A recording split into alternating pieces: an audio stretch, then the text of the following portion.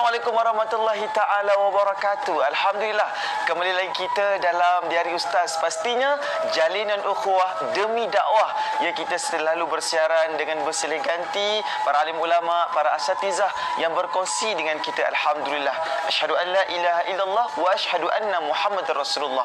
Kita bersaksi bahawa tiada Tuhan yang layak disembah melainkan Allah, dan Nabi besar Muhammad sallallahu alaihi wasallam adalah pesuruh Allah Subhanahu wa ta'ala. Baik kawan-kawan yang dimuliakan oleh Allah, teman-teman semuanya, pastinya dalam program yang sangat barakah ini kami akan berkongsi kepada anda berkenaan dengan permasalahan-permasalahan agama, dan kita juga akan selalu bercakap apa yang Ustaz catatkan dalam diari, apa yang Ustaz akan sembangkan kepada anda semua, yang pastinya mudah-mudahan selalulah bermanfaat.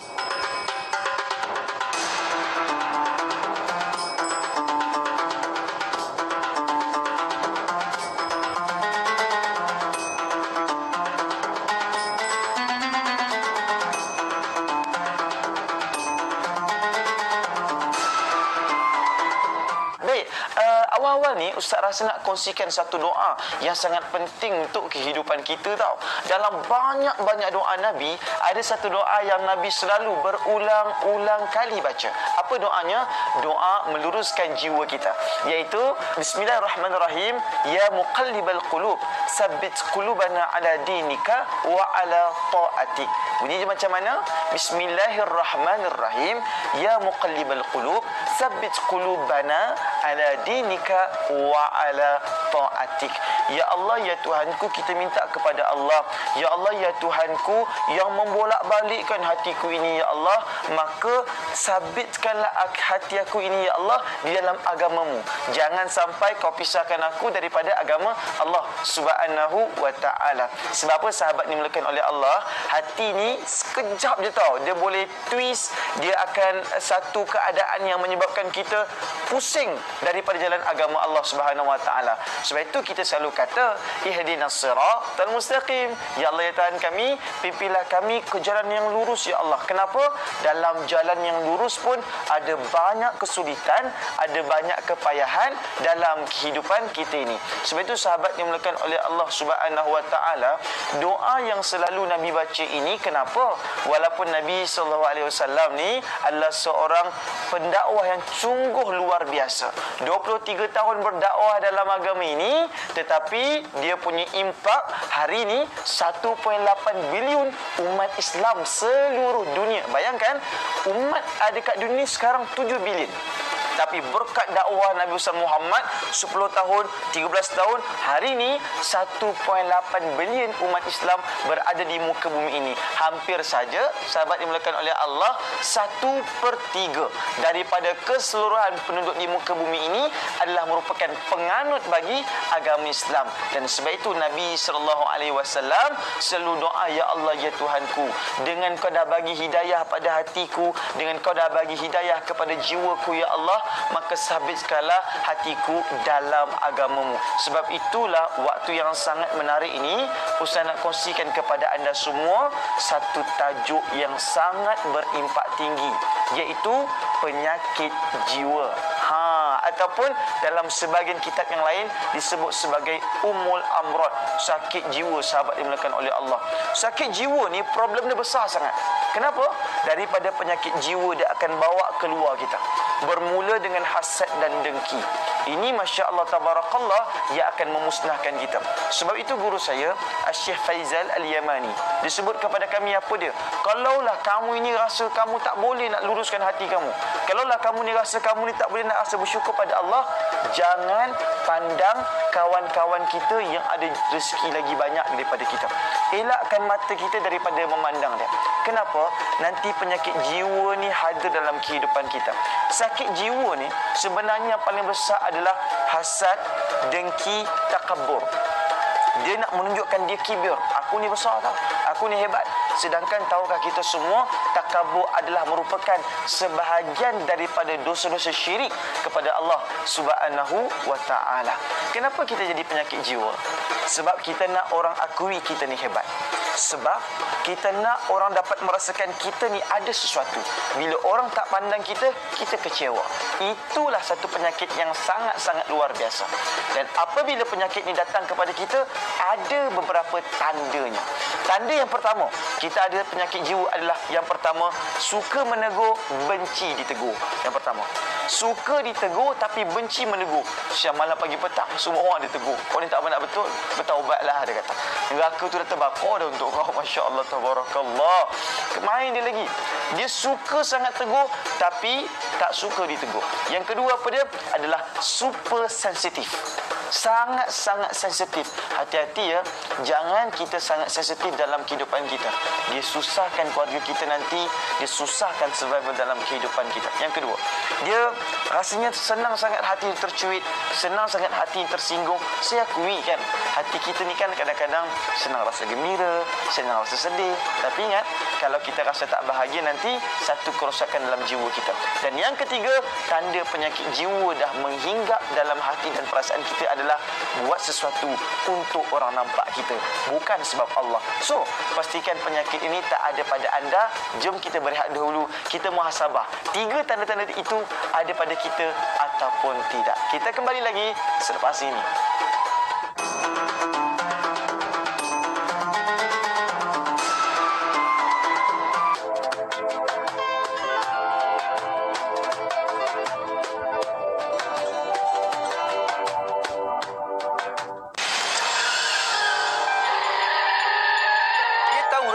Mestilah dia nak ugut. Kalau Alisa tu nak ugut, sebelum ni lagi dia dah buat, abang. Kau tak nak apa ni? Apa ni? Hei, letak kayu tu. Kau jangan nak jadi bodoh pula. Kalau betul lah Ryan tu cintakan kau sangat, kita kahwin dengan orang lain. If kalau awak tolak pun perasaan saya, saya terima. Walaupun hati saya tu berderai.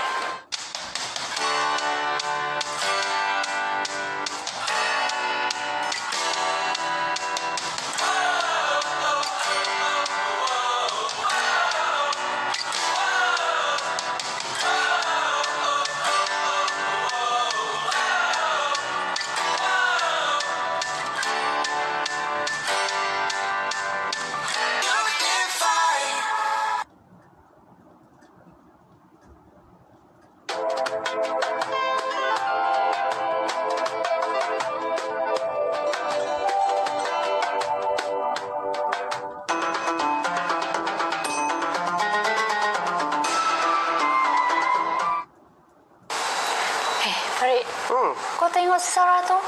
Kalau bos ada, bukan main rajin pula. Macam banyak sangat kerja konon. Biasalah orang lagu tu kan.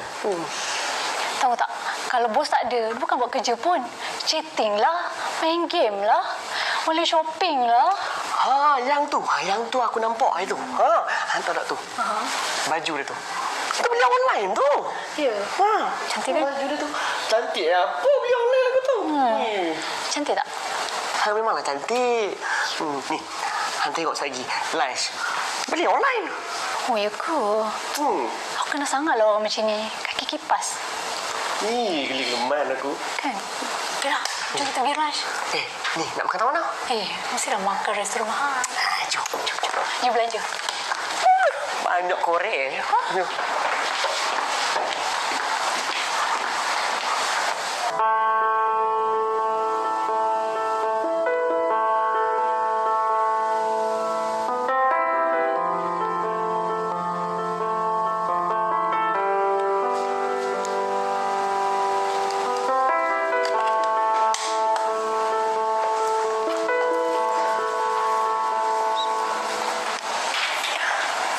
Sarah, boleh tolong Kak Intan tak?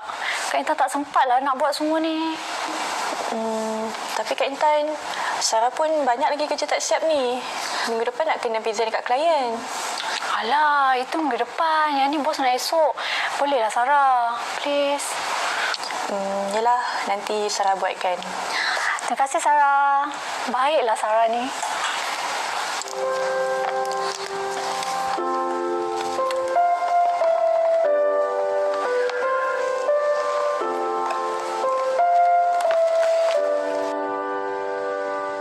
Yes, macam mana? Dah tengok kan kisah sebentar tadi? Banyak sebenarnya pengajaran yang sangat jelas yang kita dapat nampak dalam keadaan hari ini. Memang situasi memburukkan rakan sekerja ni ada di mana-mana. Terutamanya apabila dia nak pastikan nombor dia cepat naik, gajinya cepat naik, position dalam pasukan pun dia nak cepat-cepat naik. Sebab itu Ustaz nak nyatakan pada anda sedang penonton dimulakan oleh Allah Subhanahu Wa Taala, dalam waktu dan ketika ini, ketika mana berlaku persaingan yang tidak sihat di kalangan rakan kerja kita, tarik nafas dahulu, tenangkan perasaan kita dahulu dan yakin bahawa Tuhan akan bantu bagi mereka yang betul-betul cari rezeki untuk agama dia, untuk keluarga dia, untuk sanak saudara dan juga mak ayah dia. Kita tanda rezeki kita berkat. Apa dia? Apabila kita dapat memanjangkan duit gaji kita tu. Apabila kita dapat memanjangkan rezeki yang kita dapat. Semakin berkat rezeki yang kita dapat, semakin itu terpanjanglah perkongsian yang kita dapat berikan. Bukan sahaja mak ayah dapat, sanak saudara dapat, jiran tetangga dapat, jemaah di masjid dapat dan semua dapat. Penduduk alam dapat, muslim dapat, yang non-muslim pun kita boleh kongsikan kepada mereka untuk sedekah dan berikan hadiah kepada mereka. Tapi sahabat dimulakan oleh Allah Subhanahu Wa Taala, bila berlaku begini, kawan sedang membawang antara satu sama lain, macam-macam dia kita kat kawan dia, kau jangan percaya dekat dia, dia ni pemalas. Apa yang kita nak buat pada saat itu? Pertama sekali sahabat dimulakan oleh Allah, hasad dengki tak akan membawa kita ke arah kemajuan yang hebat. Tak akan. Sebab itu saya bagi tahu, ada banyak sangat tempat, office yang mana mereka saling dengki antara satu sama lain. Hantar sihir, hantar santau, hantar apa saja usikan sehingga menyebabkan kawan dia tak boleh berjaya. Di satu tempat yang Ustaz pernah uruskan, ketika mana kawan tu tengah sibuk saja adap laptop, tengah-tengah buat kerja adap laptop, tiba-tiba kawan dia datang daripada belakang. Kawan dia datang daripada belakang, tepuk bahu dia. Lepas dah habis tepuk, apa kawan dia sebut dekat dia? Kau ni rajin sangatlah buat kerja. Oh, dia puji macam nak bagi dia kuat lah kan. Tapi semenjak dia pukul belakang tersebut, tulang belakang member dia, kawan dia yang kena tepuk tadi terus tak kuat. Dirawat-rawat, rupanya tepukan itu adalah tepukan yang berisi dan satu sifat yang tak baik dalam kehidupan kita. Kenapa benda ni jadi dalam hidup kita? Antaranya untuk pastikan kita terselamat daripada segala ancaman ini, keluar daripada rumah, bacalah Bismillahirrahmanirrahim, wala haula wala quwata illa billahil aliyil azim. Kenapa? Kita tak tahu siapa musuh kita. Sebab itu kita minta kepada Allah, Bismillahirrahmanirrahim, ya Allah, aku bertawakal kepadamu ya Allah. Wala haula wala quwata illa billahil aliyyil azim. Siapa yang nak buat jahat dengan aku ya Allah, siapa yang nak beri ancaman kepada aku wahai Allah, tolong halang ya Allah. Tuhan boleh halang. Berkat daripada baca doa ni tadi, kalau kata kita patut jumpa dengan orang yang mungkin akan buat aniaya kepada kita, insya-Allah terhalang dia mungkin nak jumpa daripada kita. Kita tak akan tahu siapa musuh kita, tapi yang pasti musuh kita itu pasti satu industri ataupun satu perjuangan atau mungkin satu jalan dengan kita. Sebab itu saya nak beritahu di sini, jangan sangat kita suka untuk kongsi kejayaan kita, kemewahan kita, kebahagiaan kita. Humble je. Kita humble lagi hebat. Ayah Ustaz pernah berpesan, tak ada bezanya ataupun tiada kurangnya ular yang menyusup di tengah daratan. Tak ada bezanya. Ular walaupun dia menyusup dalam hutan, walaupun ular menyusup di daratan, tapi orang tetap takut kepada ular tersebut. Betul kan? Orang masih segan lagi dengan ular tersebut. Orang masih seram lagi dengan ular tersebut. Kenapa? Bisanya tidak akan pernah kurang. Macam tu juga kita. Kalau kita humble, tak kurang bisa kita, tak kurang kekuatan kita, tak kurang keyakinan kita. That's why dalam hidup kita, nak elakkan perkara ini berlaku, hasad dengki ini berlaku dalam kehidupan kita, humble dan bertenang. Dan buat mereka yang mungkin rasa, saya tak sukalah tengok kawan saya lain cepat naik, saya ni lambat naik. Bertenang bang, ada banyak benda yang kita kena improve dalam hati dan jiwa kita. ada banyak benda yang saya kena buat untuk perbaiki diri saya. Begitu juga sidang penonton kan, anda juga ada banyak perkara yang anda kena perbaiki. Anda juga ada banyak perkara yang anda perlu hebatkan diri anda. Bila anda ada kualiti diri anda, orang akan cari anda. Anda tak perlu untuk cari orang lain, dan anda tidak perlu berseteru untuk berhasad dengki. Ya, memang betul. Dalam agama ada beberapa perkara yang kita boleh untuk berhasad dengki dalam kitab Al-Imam An-Nawawi. Yang pertama, kata apa Imam An-Nawawi? Yang pertamanya, sahabat dimuliakan oleh Allah, kita hasad dengki dengan dia sebab dia ada ilmu yang banyak. Jadi kita kata, uish, dia belajar dia hebat sangatlah. Aku tak boleh. Dia dah mula nak cakap ayat pun aku tak boleh lah nak lawan dengan dia. Hebat sangat. Memanglah dia hebat, dia banyak ilmu sebab dia selalu tengok dia hari ustaz, contoh kan. Cuma sahabat dimuliakan oleh Allah Subhanahu Wa Taala, para penonton sekalian, satu, kita bersaing nak kata ilmu. Jadi kita cemburu dengan kekuatan ilmu dia, kita pun nak tambah ilmu kita. Okey, yang kedua, apabila kita nak membayangkan dalam keadaan hati dan perasaan kita, macam mana dia boleh ada kekuatan yang sungguh luar biasa ni? Macam mana dia ada keyakinan yang sangat hebat ni? Yang kedua, kita tengok macam mana rezeki yang dia dapat, dia kongsikan dalam jalan agama Allah. Ustaz, saya cemburu sebab rezeki dia banyak. Kalau boleh, saya juga nak jadi kaya Ustaz, dan saya nak berkongsi dalam kehidupan saya. Itulah hasad dan dengki yang diizinkan. Jangan kita hasad dan dengki sampai fitnah menfitnah. Bersainglah dengan persaingan yang sihat. InsyaAllah anda akan selalu sejahtera, bahagia dunia sampai ke akhirat. Jadikan akhirat imam kita. Dunia bukan segala-galanya. Ustaz rasa kita nak berehat dahulu seketika. Jangan ke mana-mana. Kita kembali lagi selepas ini.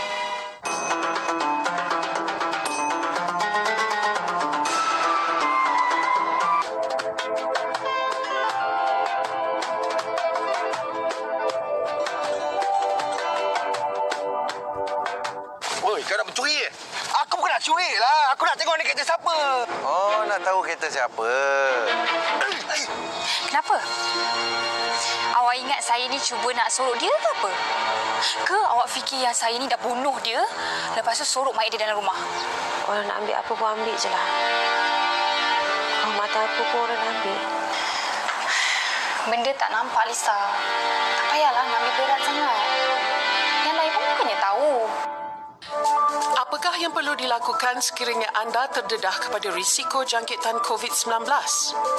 Apabila anda mengalami simptom COVID-19, terutama jika anda baru pulang dari negara yang berisiko jangkitan, anda perlu segera ke klinik atau hospital dan bantu doktor untuk mengenal pasti dari mana kemungkinan anda mendapat jangkitan tersebut.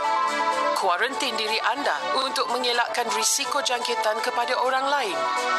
Hubungi pihak hospital untuk mendapatkan bantuan. Elakkan menggunakan kenderaan awam untuk ke hospital. Dapatkan rawatan dan ujian saringan di hospital rujukan yang telah disenaraikan oleh Kementerian Kesihatan Malaysia. Untuk sebarang persoalan mengenai COVID-19, anda boleh hubungi Crisis Preparedness and Response Centre CPRC Kebangsaan seperti yang tertera. Anda juga boleh layari portal rasmi Kementerian Kesihatan Malaysia untuk mendapatkan maklumat lanjut.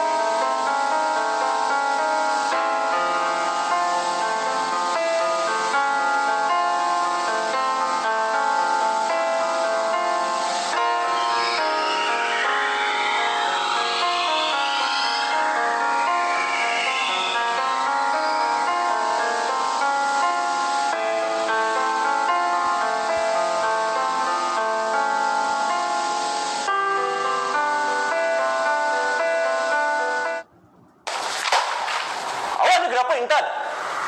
Saya dah suruh siapkan dari minggu lepas lagi tau. Kenapa sampai sekarang tak siap lagi? Awak tengok si Sarah tu. Saya kalau suruh siapkan minggu depan, hari ini dia dah hantar tau. Sekarang saya tak kira. Awak ambil fail ni, besok pagi awak dah siapkan.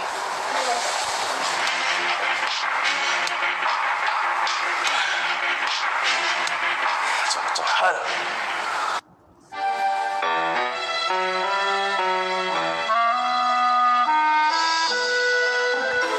Sarah, boleh tolong akak tak? Siapkan kerja ni, please. Bos dah bising-bising ni. Tapi Kak, Sarah pun banyak proposal nak kena siapkan ni. Alah, buatlah kerja ni dulu. Ni urgent. Yang ni buat kemudian pun tak apa. Okey, Sarah? Terima kasih.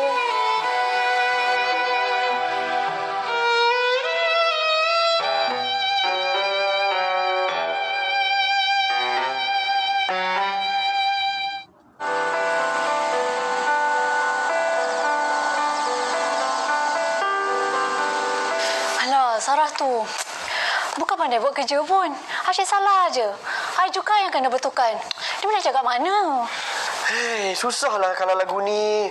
Asyik-asyik you je kena buat kerja dia apa sepo. Kan? Hei, ni kalau jadi kat I ni, I pun nampak sulung kat muka dia tau. Jadi nampak lah. Aduh, macam ni boleh nak buat. Oh, lah. I tak tahulah. Oh, tak tahu. Ni. Oh, senang. You lah aja. You buat lah, you tahu. I tak nak buat. I malas. Member baik you ambil. Dia bagi I.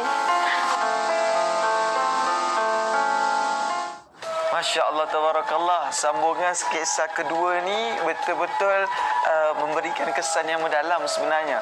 Bila Ustaz lihatkan sendiri, Masya Allah, akhirnya pada mereka yang siang, malam, pagi dan petang fikir untuk berhasad dengki dengan orang, akhirnya dia sendiri tak ke mana-mana kejayaannya. Dia tak mampu untuk sukses, dia tak mampu untuk berjaya, dan dia hanya fokus dengan kelebihan orang dan kelebihan orang. Kekurangan dia tak nampak.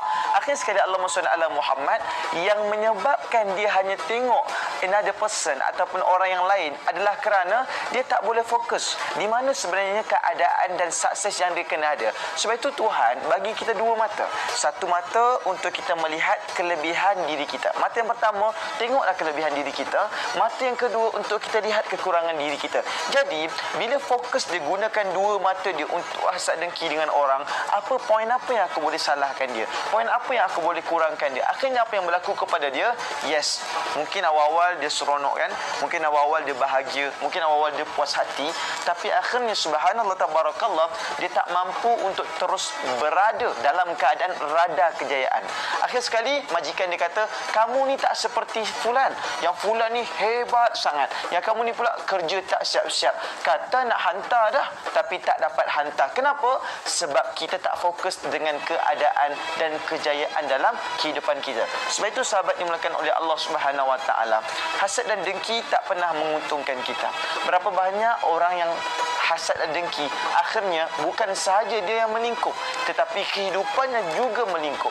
Kenapa kita nak hidup dengan rasa dendam, busuk hati, dan kita rasa tak syukur kepada Allah Subhanahu Wa Taala? Sebab itu di sini Ustaz nyatakan sahabat dimulakan oleh Allah Subhanahu Wa Taala, hati yang besar adalah hati yang bersyukur dengan apa yang ada dalam hidup kita.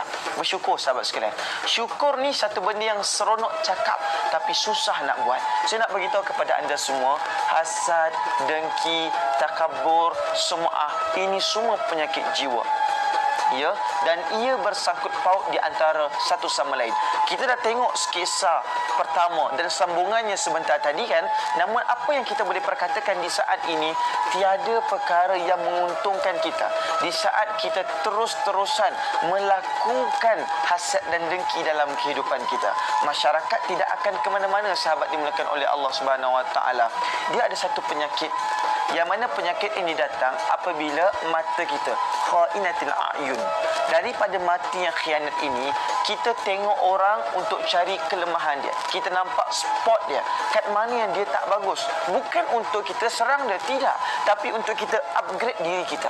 Untuk kita jadikan diri kita lebih baik. Untuk kita jadikan diri kita jauh lebih hebat daripada orang lain. Saya nak bagi tahu, hentikanlah budaya memusuhi di antara kita satu sama lain. Kadang-kadang sahabat sekalian, apa yang Nabi ajar kita, kawan-kawan di luar agama Islam jauh mengamalkan. Walaupun ada sebahagian kita banyak amalkan amalan Islam, tetapi dalam beberapa etik, yakni sokong menyokong dan kritikan membina, kadang-kadang itu tak diamalkan dalam masyarakat kita.